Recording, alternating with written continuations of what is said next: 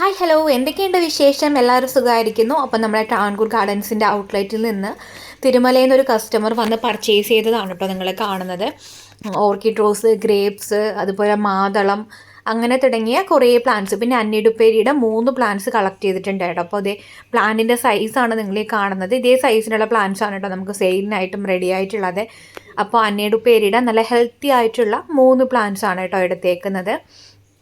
അന്നിടുപ്പേര് നാടൻ ബഡ് ചെയ്ത പ്ലാന്റ്സ് ആണ് കേട്ടോ നമുക്ക് അവൈലബിൾ ആയിട്ടുള്ളത്. യെല്ലോ ക്രീപ്പറാണ്, റെയറായിട്ട് വരുന്ന യെല്ലോ ക്രീപ്പറാണ് കേട്ടോ അന്നിടുപ്പേരി എന്ന് പറയുന്നത്. പിന്നെ പിന്നെന്താ പിന്നെ ഇതൊക്കെയാണ് നമ്മുടെ ആപ്രിക്കോട്ട് റോസ്. പിന്നെ നമ്മൾ റോസിന് കൊടുക്കുന്ന DAP ആണ് കേട്ടോ. DAPയുടെ പാക്കിംഗ് ആണ് ഇന്ന് ചെയ്തിട്ടുണ്ടായിരുന്നത്.